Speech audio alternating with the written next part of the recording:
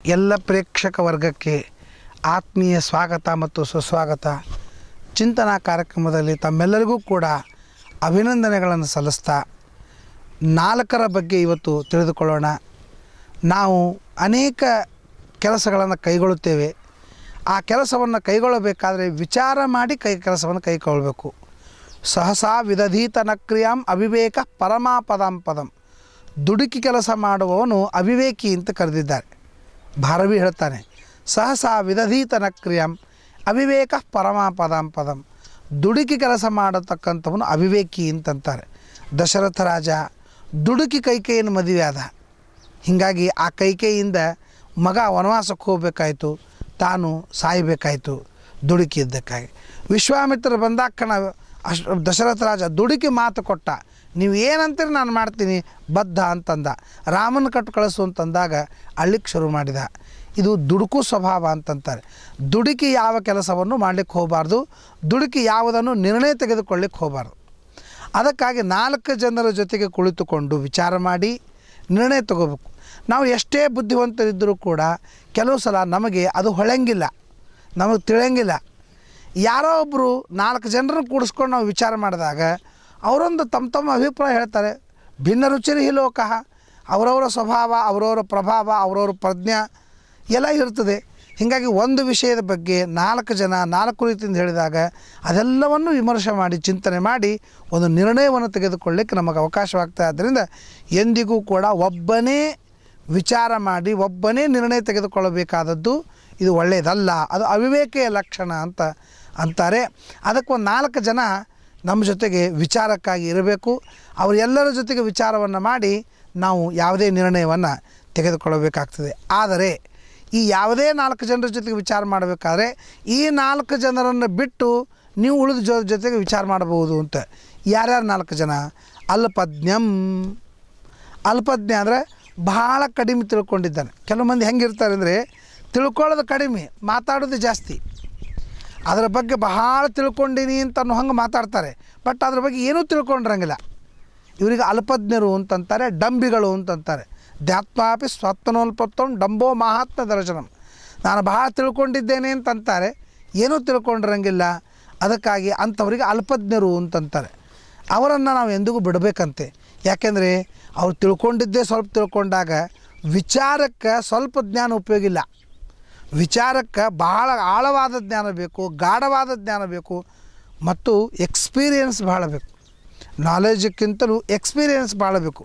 ಅಂದಾಗ ಮಾತ್ರ ಆಲೋಚನೆ ಮಾಡಲಿಕ್ಕೆ ಬಹಳ ಅನುಕೂಲವಾಗ್ತದೆ. ಆದ್ದರಿಂದ 4 ಜನರ ಜೊತೆಗೆ ವಿಚಾರವನ್ನು ಮಾಡುವಾಗ ಅಲ್ಪಜ್ಞಂ, ಅಲ್ಪವನ್ನು ತಿಳಿದುಕೊಂಡಂತಹ ವ್ಯಕ್ತಿಯ ಜೊತೆಗೆ ವಿಚಾರವನ್ನು ಮಾಡಬಾರ್ದು. 2ನೇದು ದೀರ್ಘಸೂತ್ರಿ. ದೀರ್ಘಸೂತ್ರಿ ಅಂದರೆ ಏನು? ದೀರ್ಘಸೂತ್ರಿ ಅಂತಂದರೆ ಎಂತಹ ನೇಚರ್ ಇರ್ತದೆ ಅಂತಂದರೆ ಒಂದು 5 ನಿಮಿಷದೊಳಗೆ ಮಾಡೋ ಕೆಲಸವನ್ನು 5 ದಿವಸ ತಗೋತಾರೆ. ಗೌರ್ಮೆಂಟಕ್ಕೆ ದೀರ್ಘಸೂತ್ರಿ ಅಂತಂತಾರೆ. ಅಂದರೆ ಈ ವರ್ಷದಾಗ ಆಗಬೇಕಾದ ಕೆಲಸವನ್ನು 10 ವರ್ಷಕ್ಕೆ ಮಾಡ್ತದೆ. ಇದು ದೀರ್ಘಸೂತ್ರಿ. ಇದು ದೋಷ, ಯಾವಾಗಲೂ ದೋಷ. ಇಂಥವರು ಕೆಲಸವನ್ನು ಭಾಳ ಕೆಡಿಸ್ಕೊಳ್ತಾರೆ. ನಾಳೆ ಮಾಡಿದ್ರಾಯ್ತು, ನಾಡ್ದು ಮಾಡಿದ್ರಾಯ್ತು ಅಂತ ಅನ್ಕೋತ ನಾಡ್ದು ಮಾಡ್ಲಿಕ್ಕೆ ಹೊಂಟಾಗ ನಿನ್ನೆ ದಿವಸ ಅದು ಮುಗಿದೋಗ್ಬಿಟ್ಟಿರ್ತದೆ. ಅದಕ್ಕಾಗಿ ಯಾವುದೇ ಕೆಲಸವನ್ನು ಆದಷ್ಟು ಬೇಗನೆ ಮಾಡಬೇಕು. ಮಾಡದೇ ಇದ್ದರೆ ಅವರಿಗೆ ದೀರ್ಘಸೂತ್ರಿ ಅಂತ ಕರೀತಾರೆ. ಸದೀರ್ಘಸೂತ್ರಿ ಲಭತೇನ ಸೌಖ್ಯಂ ಅಂತ ಸುಭಾಷಿತ ಹೇಳ್ತಾರೆ. ದೀರ್ಘಸೂತ್ರಿ ಯಾವನಿದ್ದಾನೋ ಅವನು ಎಂದೆಂದಿಗೂ ಕೂಡ ಸುಖವನ್ನು ಹೊಂದೋದಿಲ್ಲ. ಈ 3 ಜನ ಬ್ರಾಹ್ಮಣರಿದ್ದರಂತೆ. ಗುರುಕುಲ ಮುಗಿಸ್ಕೊಂಡ್ರು, ವಿದ್ಯಾಭ್ಯಾಸ ಮುಗೀತು, ಹೊರಗೆ ಹೋಗಬೇಕು, ನಾಲೆಜ್ ಏನಿಲ್ಲ, ವ್ಯಾವಹಾರಿಕ ಜ್ಞಾನ ಇಲ್ಲ, ಎಲ್ಲ ಶಾಸ್ತ್ರಜ್ಞಾನವೇ. ಅವರು ಏನೇ ಮಾಡಿದರು ಶಾಸ್ತ್ರ ತೆಗೆಯೋದು, ವ್ಯವಹಾರ ಮಾಡೋದು ಬಿಟ್ಟರು. ಆಮೇಲೆ ವಿಚಾರ ಮಾಡಿದರು, ಹಾಗಾದರೆ ನಾವು ಈಗ ಹೊರಗೆ ಬಿದ್ದೀವಿ ಅಂತ ಎಲ್ಲಿ ಹೋಗಬೇಕು ಅಂತ ಸಮಸ್ಯೆ ಬಂತು. ಎಲ್ಲಿ ಹೋಗಬೇಕು? ಅವ್ರಿಗೆ ನಾಲೆಜ್ ಇಲ್ಲ, ವ್ಯವಹಾರ ಜ್ಞಾನ ಇಲ್ಲ. ಅದಕ್ಕೆ ಅವು ಎಲ್ಲಿ ಹೋಗಬೇಕು ಅಂತ ವಿಚಾರ ಮಾಡಿದಾಗ ಪುಸ್ತಕ ತೆಗೋಣಂತ, ಪುಸ್ತಕದಾಗ ಏನದ ನೋಡೋಣ ಅಂಥೇಳಿ ಪುಸ್ತಕ ತೆಗೆದ್ರು. ಪುಸ್ತಕ ತೆಗೆದು ಏನು ಮಾಡಿದ್ರು ಅಂತಂದರೆ ಮಹಾಜನೋ ಏನ ಗತಸ್ಸ ಪಂಥಾಃ ಅಂದರೆ ಬಹಳ ಜನರು ಯಾವ ಕಡೆಗೆ ಹೋಗ್ತಿರ್ತಾರೋ ಆ ಕಡೆಗೆ ನಾವು ಹೋಗಬೇಕು ಅಂತ ಪುಸ್ತಕದೊಳಗೆ ಬಂತು. ಹಾಂ ಸರಿ, ಪುಸ್ತಕದ ಶಾಸ್ತ್ರದಾಗ ಏನು ಹೇಳ್ಯಾರ, ಬಹಳ ಜನ ಯಾವ ಕಡೆಗೆ ಹೋಗ್ತಾರೋ ಆ ಕಡೆಗೆ ಹೋಗಬೇಕು ಅಂತಂದರು. ಅಷ್ಟೊತ್ತಿಗೆ ಒಂದು ಕೆಲವು ಜನ ಹೆಣ ತೊಗೊಂಡು ಹೊಂಟಿದ್ರು ಸ್ಮಶಾನಕ್ಕೆ. ಹೆಣ ತೊಗೊಂಡು ಹೋಗೋ ಮುಂದಾಗ ಭಯಂಕರ ಮಂದಿ ಬಂತಾರೆ. ಶಾಸ್ತ್ರದ ಪ್ರಕಾರ ಭಾಳ ಜನ ಯಾವ ಕಡೆಗೆ ಹೋಗ್ತಿರ್ತಾರೆ ಆ ಕಡೆಗೆ ಹೋಗ್ಬೇಕು ಅಂತ ತಿಳ್ಕೊಂಡು ಶಾಸ್ತ್ರದ ಪ್ರಕಾರ ಅವ್ರ ಜೋಡಿ ಹೋಗಿ ಸ್ಮಶಾನದೊಳಗೆ ಕೂತರು. ಅಯ್ಯೋ ಸ್ಮಶಾನದೊಳಗೆ ಬಂದೇವಲ್ಲ, ಅದು ಬೇಡ, ನಾ ಇಲ್ಲೊಂದು ನದಿ ಅದ, ನದಿ ದಾಟಿ ಹೋಗೋಣ ಅಂತ ತಿಳ್ಕೊಂಡು ನದಿ ದಾಟ್ಲಿಕ್ಕೆ ಹೊಂಟರು. ನದಿ ದಾಟೋ ಮುಂದಾಗ ಏನಾಯಿತು ಅಂದರೆ 3 ಜನ ಹೋಗೋ ಮುಂದಾಗ ಮೊದಲೇ ಇದ್ದವ ಕೆಳಗೆ ನೀರೊಳಗೆ ಇಳ್ದ. ನೀರೊಳಗೆ ಇಳಿದಾಗ ಅವ್ನಿಗೆ ಕುತ್ತಿಗೆ ಮಟ್ಟ ನೀರು ಬಂದು ಅವನಿಗೆ ಸ್ವಂತ ದಂಡಿ ಮೇಲೆ ಏರ್ಲಿಕ್ಕೆ ಬರಲಿಲ್ಲ. ಅದಕ್ಕೆ ಎತ್ತಿರೋ ನನ್ನ ಅಂತಂದ. ಇಲ್ಲ ಹಾಗೆಲ್ಲ ಎತ್ತಲಿಕ್ಕೆ ಬರೋಂಗಿಲ್ಲ, ಶಾಸ್ತ್ರದಾಗ ಏನು ಹೇಳಿ ನೋಡ್ಕೊಳ್ಳೋಣಂತ, ಆಮೇಲೆ ನಿನಗೆ ಎತ್ತೀವಿ ಅಂತಂದರು.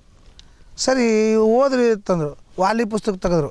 ಅದ್ರಾಗೇನು ಬಂದಿತ್ತು ಅಂತಂದರೆ ಸರ್ವನಾಶಯ ಸಮುತ್ಪನ್ನೆ ಅರ್ಧಂ ತ್ಯಜತಿ ಪಂಡಿತ. ಅಂದ್ರೆ ಅಷ್ಟು ಹಾಳಾಗಬೇಕಾದ್ರೆ ಎಷ್ಟು ಉಳಿದಿರ್ತದೋ ಅಷ್ಟು ಉಳಿಸ್ಕೋಬೇಕು ಅಂತ ನೇಮದ. ಕುತ್ತಿಗೆ ಮಟ್ಟ ಅಂತೂ ನೀರೊಳಗೆ ಹೋಗ್ಬಿಟ್ಟದೆ, ಕುತ್ತಿಗಷ್ಟು ಉಳಿದದ, ಅದನ್ನಾದರೂ ಉಳಿಸ್ಕೋಬೇಕಲ್ಲ, ಎಲ್ಲನೂ ಹಾಳಾಗೋ ಮುಂದಾಗ ಅಂತೇಳಿ ಒಂದು ಖಡ್ಗ ತೆಗೆದುಕೊಂಡು ಚಂಡಿಕೆ ಹಿಡ್ಕೊಂಡ್ರು ಡಾರ್ಸೇ ಬಿಟ್ಟರು. ಅಂದರೆ ಇದು ಶಾಸ್ತ್ರದ ನಾಲೇಜು. ಪಾಪ ಇಬ್ಬರೇ ಉಳಿದ್ರು. ನದಿ ದಾಟಿದರು. ನದಿ ದಾಟಿದ ಮೇಲೆ ದೊಡ್ಡ ಗುರುಕುಲದಿಂದ ಬಂದಂತಹ ಬ್ರಾಹ್ಮಣರು ಅಂತ ತಿಳ್ಕೊಂಡು ಅವರಿಗೆ ಊಟಕ್ಕೆ ಕರೆದ್ರು. ಒಬ್ಬರ ಮನೆಗೆ ಕರೆದ್ರು, ಒಬ್ಬರನ್ನ ಇನ್ನೊಬ್ಬರ ಮನೆಗೆ ಕರೆದ್ರು. ಹಿಂಗಾಯ್ತು. ಇಬ್ಬರು ಹೋದರು. ಹೋಗ್ಕೊಳ್ಳೇ ಅವ ಒಬ್ಬತ್ತನ ಬ್ರಾಹ್ಮಣ ಊಟಕ್ಕೆ ಕೂತಿದ್ದ. ಊಟಕ್ಕೆ ಕೂತಾಗ ಶಾವ್ಗೆ ಪಾಯಸ ಮಾಡಿದರು. ಉದ್ದುದ್ದು ಶಾವ್ಗೆ ಪಾಯಸ ಮಾಡಿದಾಗ ಅವಂದ ಹಿಂಗೆ ಪಾಯಸದೊಳಗಿಂದ ಶಾವ್ಗೆ ಎತ್ತಿಡ್ದ ಊದ್ದಿತ್ತು. ಊದ್ದಿದ್ದಾಗ ಅವಂದ ಇದನ್ನು ತಿನ್ನಬೇಕಾ ಬೇಡ, ಇದು ವ್ಯವಹಾರ ಬಿಪ್ಪಾಗಿಲ್ಲ, ಶಾಸ್ತ್ರ ಏನು ಹೇಳ್ತಾನೆ ನೋಡೋಣ. ಇದೇ ಬಂತು, ಇದೇ ಸೂತ್ರ ಶ್ಲೋಕನೇ. ಸದೀರ್ಘ ಸೂತ್ರಿ ಲಭತೇನ ಸೌಖ್ಯಂ. ಯಾವನು ದೀರ್ಘ ಸೂತ್ರಿ ಇದ್ದಾನೋ ಅವನು ಸುಖ ಹೊಂದಂಗಿಲ್ಲ. ಆದ್ದರಿಂದ ಶಾವ್ಗೆ ಪಾಯಸ ತಿನ್ನೋದು ಬೇಡ ಅಂತ ಬಿಟ್ಟು ಬಂದ.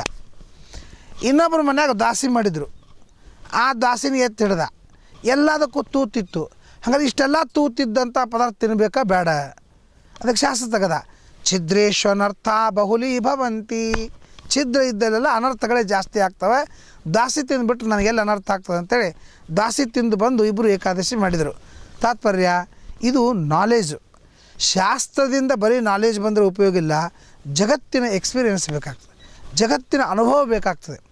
ಅದಕ್ಕೆ ಶ್ಲೋಕೆ ಪಾಕೇಚ ಪಂಡಿತ ಅಂತಿದ್ದಂಗೆ ವ್ಯವಹಾರದೊಳಗೂ ತಜ್ಞರಾಗಬೇಕು, ಶಾಸ್ತ್ರದೊಳಗೂ ತಜ್ಞರಾಗಬೇಕು. ಅಂದಾಗ ಮಾತ್ರ ಜಗತ್ತು ನಾವು ಬದುಕಲಿಕ್ಕಾಗ್ತದೆ. ನಾವು ಕೇವಲ ಶಾಸ್ತ್ರದೊಳಗೆ ಮಾತ್ರ ಪಂಡಿತರಾದರೂ ಉಪಯೋಗವಿಲ್ಲ ಅಂತಲಿಕ್ಕೆ ಸದೀರ್ಘ ಸೂತ್ರಿ ಲಭತೇನ ಸೌಖ್ಯಂ. ಯಾವನು ಸ್ಲೋ ಕೆಲಸ ಮಾಡ್ತಾನೆ ಅವನು ಎಂದಿಗೂ ಸುಖವಾಗಿ ಇರಲಿಕ್ಕೆ ಸಾಧ್ಯವಿಲ್ಲ.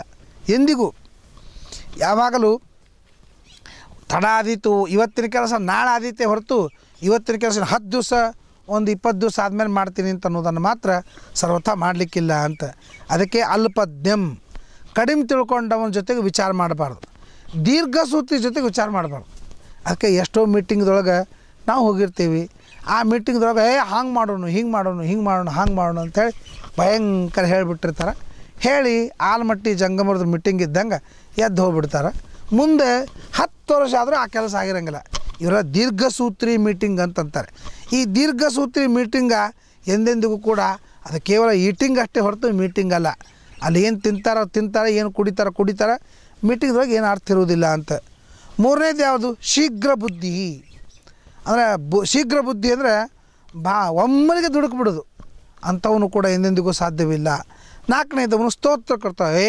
ಭಾಳ ಚಲೋ ಮಾಡ್ತೀರಿ, ಭಾಳ ಉತ್ತಮ ಆಗ್ತದೆ, ಭಾಳ ಭಾರಿ ಮಾಡ್ತೀರಿ ಅಂತನವನ ಜೊತೆಗೆ ಎಂದಿಗೂ ಮಂತ್ರ. ಯಾಕಂದರೆ ಅವನು ಎಲ್ಲದಕ್ಕೂ ಹೊಗಳ್ಕೋತ ಹೋಗ್ಬಿಟ್ಟ ಅಂತಂದರೆ ಇದು ತಪ್ಪದ ಅಂತ ಹೇಳಿಕೊಡ್ಲಿಕ್ಕೆ ಆಗೋದಿಲ್ಲ. ತಪ್ಪದ ಅಂತ ಹೇಳಿಕೊಡ್ಲಿಕ್ಕೆ ಆಗದೇ ಇದ್ದರೆ ನಮಗದನ್ನು ಸರಿಪಡಿಸ್ಕೊಳ್ಳಿಕ್ಕೆ ಆಗೋದಿಲ್ಲ. ಆದ್ದರಿಂದ ನಾವು ಯಾವುದೇ ಒಂದು ಕಾರ್ಯ ಮಾಡಬೇಕಾದ್ರೆ ಈ 4 ಜನರನ್ನು ಬಿಟ್ಟು ಕಾರ್ಯವನ್ನು ಅಥವಾ ನಿರ್ಣಯವನ್ನು ಮಾಡಿಕೊಳ್ಳಬೇಕು ಅಂತ ಹೇಳ್ತಾರೆ. ಒಂದು ಅಲ್ಪಜ್ಞ, ಎರಡನೇದು ದೀರ್ಘಸೂತ್ರಿ, ಮೂರನೇದು ಶೀಘ್ರ ಬುದ್ಧಿ, ನಾಲ್ಕನೇದು ಸ್ತೋತ್ರಕೃತ. ಈ 4 ಜನರನ್ನು ಬಿಡಬೇಕು ಅಂತೆ, ಬಿಟ್ಟರೆ ಒಳ್ಳೆಯದಾಗ್ತದೆ. ಮತ್ತು 4 ಜನ ಮನೆಯೊಳಗಿರ್ಬೇಕಂತ. 4 ಜನ ಮನೆಯೊಳಗಿದ್ದರೆ ಆ ಮನೆ ಯಾವಾಗಲೂ ಕಳ್ಳತನ ಆಗೋದಿಲ್ಲ ಮತ್ತು ಯಾವಾಗಲೂ ಸ್ವಚ್ಛ ಇರ್ತದೆ, ಮನೆ ಯಾವಾಗಲೂ ಸುರಕ್ಷಿತವಾಗಿರ್ತದೆ. ಯಾರ್ಯಾರು? ವೃದ್ಧ, ಮುದುಕರು ಮನೆಯಾಗಿರ್ಬೇಕಂತ. ಮುದುಕರು ಮನೆಯಾಗಿದ್ದರೆ ನೀವು ಗಂಡ ಹೆಂಡತಿ ಕೀಲಿ ಹಾಕ್ಕೊಂಡು ಎಲ್ಲಿ ಬೇಕಾದಲ್ಲಿ ಹೋಗ್ಬೋದು. ಅದಕ್ಕೆ ಸೊಸಿ ಮನ್ಯಾಗ ಕಾಲಿಡೋ ಮುಂದಾಗಲೇ ಅತ್ತಿ ಮಾವನ ಹೊರಗೆ ಹಾಕಿ ಮುದುಕ್ತಾಳೆ. ಸಾಮಾನ್ಯವಾಗಿ ಮನೆ ಒಳಗೆ ಬರೋ ಮುಂದಾಗ ಧಾನ್ಯ ಒದಿದಿರ್ತದೆ. ಪಾಪ ಸೊಸೆಗೆ ಎಷ್ಟು ಸ್ಪೀಡ್ ಒದಿಬೇಕು ಗೊತ್ತಿದ್ದಿಲ್ಲ. ಸ್ವಲ್ಪ ಹಿಂಗೆ ನುಗ್ಗಿಸ್ಬೇಕು, ಧಾನ್ಯ ಎಲ್ಲ ಸ್ಪ್ರೆಡ್ ಆಗ್ತದೆ. ಧಾನ್ಯ ಲಕ್ಷ್ಮಿ ಅಂತ ತಿಳ್ಕೊಂಡು ಆರತಿ ಮಾಡಿಕೊಂಡು ಒಳಗೆ ಬರಬೇಕು. ನಿನ್ನ ಕಾಲಗುಣದಿಂದ ನಮ್ಮ ಮನ್ಯಾಗ ಬೇಕಾದಷ್ಟು ಧಾನ್ಯಗಳು ಸಮೃದ್ಧವಾಗಿರ್ತಾವೆ ಅಂತನೂ ಸೂಚನೆ ಅದು. ಅದಕ್ಕೆ ಅತ್ತಿ ಹೇಳಿದ್ಲು, ಅದನ್ನು ಒದ್ದು ಒಳಗೆ ಬಾ ಅಂತಂದ್ಲು. ಸೊಸೆ ಪಾಪ ಆಕೆಗೆ ಎಷ್ಟು ಒದಿಬೇಕು ಅಂತ ಅಂದಾಜು ಗೊತ್ತಿಲ್ಲ. ಫುಟ್ಬಾಲ್ ಒದ್ದಂಗೆ ಜಾಡಿಸಿ ಒದ್ಬಿಟ್ಲದು ಆಟಗಾನ. ಜಾಡಿಸಿ ಒದ್ದಿದ್ದಕ್ಕೆ ಸೀದಾ ಎದುರಿಗೆ ಅತ್ತಿ ಫೋಟೋ ಇತ್ತು. ಅತ್ತಿ ಫೋಟೋ ಗ್ಲಾಸ್ ಹೊಡೆದು ಬಿಡ್ತು. ಆಗ ಅತ್ತಿ ಆರತಿ ಮಾಡೋ ಬದಲಿ ಅವಳನ್ನು ಮಂಗಳಾರತಿ ಮಾಡಿದ್ಲು. ಅಂದರೆ ತಾತ್ಪರ್ಯ ಏನು ಅಂತಂದರೆ, ಯಾವಾಗಲೂ ಮನೆಯಲ್ಲಿ ವೃದ್ಧರು ಇರಬೇಕು. ಇವತ್ತು ಅತ್ತಿ ಮಾವ ಇಲ್ಲದೇ ಇದ್ರೇ ಮದುವೆ ಆಗ್ತೀವಿ ಅಂತ ಅನ್ನುವ ಹೆಣ್ಣಿನ ಜಾತಿಯನ್ನು ನಾವು ನೋಡ್ತಾ ಇದ್ದೀವಿ. ಸೇವಾ ಮಾಡಬಾರ್ದು, ಪ್ರೀತಿ ಮಾಡಬಾರ್ದು, ನಾವು ಸ್ವಾರ್ಥದಿಂದ ಸುಖವಾಗಿರಬೇಕು ಅಂತನ್ನುವ ಈ ದುಷ್ಟ ಹವ್ಯಾಸವನ್ನು ಇಟ್ಟುಕೊಂಡಂಥ ಇವತ್ತಿನವ್ರು ನೋಡಿದರೆ ಮನೆಯಲ್ಲಿ ಮುದುಕರು ಇರಬೇಕು ಅಂತೇಳಿ ಆದತ್ಸೆ ಗ್ರಹಪಾಲವತ ಅಂತ ಆ ವಿದುರು ಹೇಳ್ತಾರೆ. ಮುದುಕರ ಹಣೆ ಬರ ಏನು ಅಂತಂದರೆ, ಮಗ ಸೊಸಿ ಯಾವಾಗ ಊಟಕ್ಕೆ ಹಾಕ್ತಾನೆ ಆವಾಗ ತಿನ್ನೋದು, ರಾತ್ರೆಲ್ಲ ಕೆಮ್ಮಿ ಕೆಮ್ಮಿ ಕೆಮ್ಮಿ ಕೆಮ್ಮಿ ಮನೆ ಕಾಯೋದು. ಇದು ನಾಯಿ ಕೆಲಸವೂ ಇಷ್ಟೇ. ಯಾವಾಗ ಯಜಮಾನ್ ರೊಟ್ಟಿ ಒಗಿತಾನೆ ಆವಾಗ ತಿನ್ನೋದು, ಯಾವಾಗ ರಾತ್ರಿಯೆಲ್ಲ ಬೊಗಳಿ ಬೊಗಳಿ ಬೊಗಳಿ ಬೊಗಳಿ ಮನೆ ಕಾಯೋದು ಅಂತನ್ನೋದಕ್ಕೂ ನಿನಗೂ ಮತ್ತು ನಾಯಿಗೂ ಏನು ವ್ಯತ್ಯಾಸದ ಅಂಥೇಳಿ ವಿದುರ ಧೃತರಾಷ್ಟ್ರನಿಗೆ ಹೇಳಿದಾಗ ಧೃತರಾಷ್ಟ್ರ ವಿರಕ್ತನಾಗ್ತಾನೆ ಅಂತ ಅನ್ನೋದನ್ನು ನಾವು ಕೇಳಿದ್ದೇವೆ.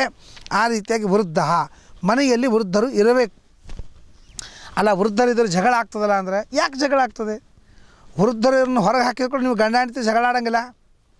ತಿಳುವಳಿಕೆ ಇತ್ತು ಅಂತಂದರೆ ಗಂಡ ಹೆಂಡತಿನೂ ಸುಖವಾಗಿರ್ಬೋದು, ವೃದ್ಧರು ಅಷ್ಟೇ ಅಲ್ಲ, ಇನ್ನು ಎಷ್ಟು ಬೇಕಾದಷ್ಟು ಮಂದಿ ನಮ್ಮ ಮನೆಯ ಸುಖವಾಗಿರ್ಬೋದು. ತಿಳುವಳಿಕೆ ಮತ್ತು ತ್ಯಾಗ ಹೆಣ್ಣಿನಲ್ಲಿ ಬೇಕು. ಅಂದರೆ ಎಷ್ಟೋ ತನ್ನ ಸ್ವಾರ್ಥ ತ್ಯಾಗವನ್ನು ಮಾಡಬೇಕು, ಎಷ್ಟೋ ತಿಳುವಳಿಕೆಯಿಂದ ಮನೆಯಲ್ಲಿರಬೇಕು. ಅದು ಇಂಪಾರ್ಟೆಂಟೇ ಹೊರತು ಮನೆಯೊಳಗೆ ಅತ್ತಿ ಮಾವ ಇರುವುದು ಇಲ್ಲದೇ ಇರುವುದು ಇದು ಬಹಳ ಮುಖ್ಯವಾದದ್ದಲ್ಲ. ಅದಕ್ಕಾಗಿ ವೃದ್ಧ ಮನೆಯಲ್ಲಿ ವೃದ್ಧ ಇರಬೇಕಂತ. ಎರಡನೇದ್ದು ಸಂಕಟಸ್ಥ ಬಂಧು.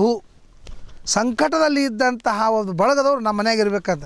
ಅಂದರೆ ಬಳಗದವ ಸಂಕಟದಾಗ ಇರಬೇಕು, ಅವನು ನಮ್ಮ ಮನೆಯಾಗ ಇಟ್ಟುಕೊಂಡಿರ್ಬೇಕು. ಇಟ್ಟುಕೊಂಡಾಗ ನಮ್ಮ ಮನೆ ಸುರಕ್ಷಿತವಾಗಿ ಇರ್ತದೆ. ಯಾಕಂದರೆ ಉಪಕಾರ ಮಾಡ್ಯಾನ, ಅವನ ಮನೆ ನಾನು ನೋಡ್ಕೋಬೇಕು ಅಂತ ಅನ್ನುವ ಪ್ರಜ್ಞೆ ಅವನಿಗೆ ಇರ್ತದೆ. ಆದ್ದರಿಂದ ಅವನು ಇರಬೇಕಂತೆ. ಈ ರೀತಿಯಾಗಿ ನಾವು ಮನೆಯಲ್ಲಿ ಇರಬೇಕಾದ್ರೆ, ಮನೆ ಸುರಕ್ಷಿತವಾಗಬೇಕಾದ್ರೆ ಯಾವ 4 ಜನ ಬೇಕು ಅಂತ ಅನ್ನೋದನ್ನು ವಿಚಾರ ಮಾಡಿ ಆಮೇಲೆ ನಮ್ಮ ಮನೆಯನ್ನು ಸುರಕ್ಷಿತವಾಗಿ ಇಟ್ಕೊಳ್ಬೇಕು ಅಂತ ಹೇಳ್ತಾರೆ. ಈ 4, 5 ಈ ನಂಬರ್ಗಳ ಒಂದು ಸಂದೇಶವನ್ನು ನಮ್ಮ ಜೀವನದಲ್ಲಿ ಅಳವಡಿಸಿಕೊಂಡು ಸುಖವಾಗಿ ಸುರಕ್ಷಿತವಾಗಿ ಇರೋಣ ಅಂತ ಹೇಳ್ತಾ ನಮಸ್ಕಾರ.